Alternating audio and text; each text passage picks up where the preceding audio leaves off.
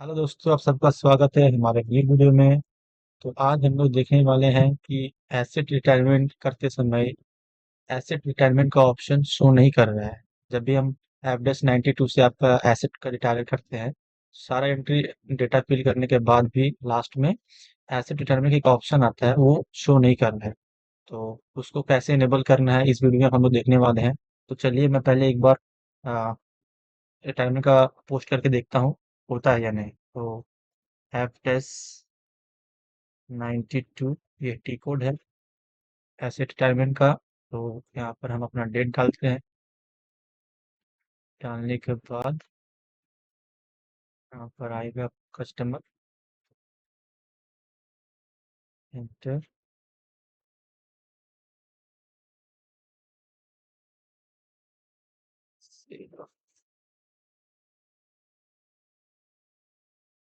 50 credit. उसके बाद यहाँ पर आएगा जीएल, सेल ऑफ एसेट्स कहाँ गया। हाँ, मेरा सेल ऑफ एसेट। ठीक है, उसके बाद हम इंटर करते हैं। इंटर करने के बाद अब देखिए यहाँ पर आपको रिटायरमेंट का ऑप्शन शो नहीं कर रहा है। ठीक है, यहाँ पर टिक करना पड़ता है। फिर कौन सा एसेट को आप रिटायर कर रहे हैं उसको डालना पड़ता है।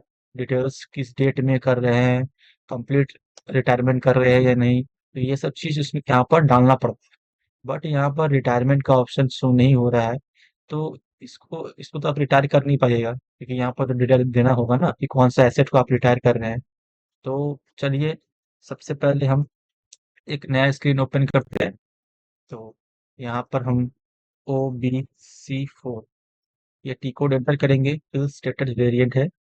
इस पे आने के बाद यहाँ पर अपना हम company field status variant select करेंगे, MRI1 एंटर। इसको सेलेक्ट करने के बाद यहाँ पर हम फिल स्टेटस ग्रुप में क्लिक करेंगे। फिर देखिए यहाँ पर हम G029 रेवेन्यू अकाउंट में आए।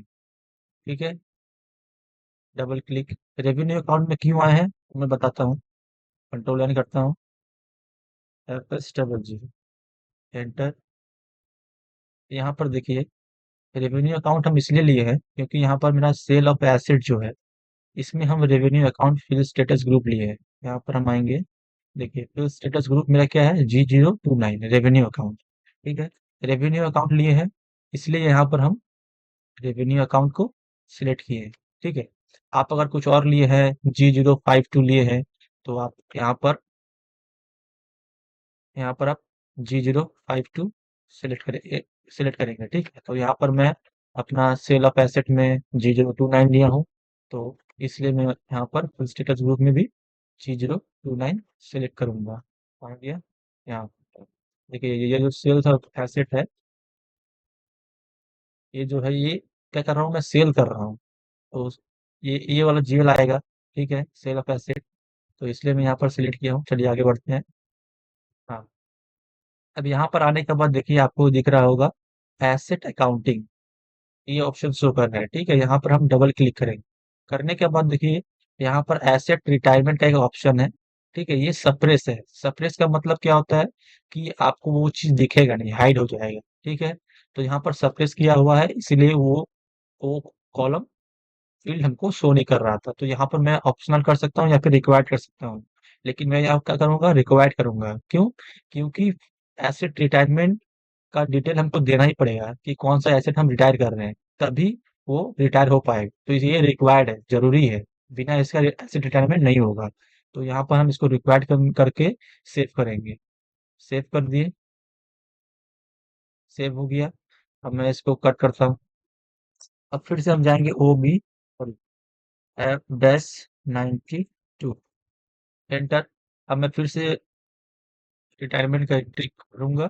देखिए यहाँ पर अब शो करेंगे। ठीक है, अब मैं यहाँ पर इस कस्टमर डालता हूँ, एंटर।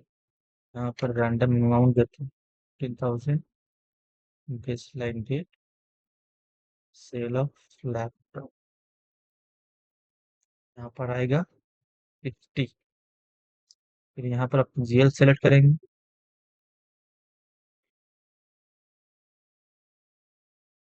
अब एंटर करते हैं। देखिए यहाँ पर एसेट रिटायरमेंट का ऑप्शन शो कर रहा है ना? तो इस तरह से आप एसेट रिटायरमेंट का ऑप्शन ला सकते हैं। तो मैं यहाँ पर स्टार मार्क देता हूँ, यहाँ पर प्लस, उसके बाद यहाँ पर कॉस्ट सेंटर आएगा। ये सब फिल करने के बाद यहाँ पर हम टिक करेंगे, टिक करने के बाद एंटर करेंगे। एंटर किए, एंटर करने के बाद यहाँ पर हम एसेट को सिलेक्ट करेंगे, कौन सा एसेट को आप सेल कर रहे हैं। तो ये मेरा ये एसेट है, इसको मैं सिलेक्ट कर लिया। करने के बाद यहाँ पर हम डेट देंगे, आज का ही डेट देते हैं।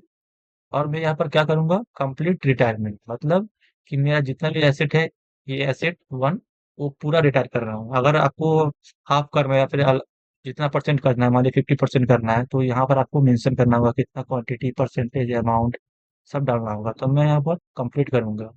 तो एंटर करते हैं। एंटर करने के बाद यहाँ पर डॉक्यूमेंट में जाएंगे, सिमुलेट पोस्ट।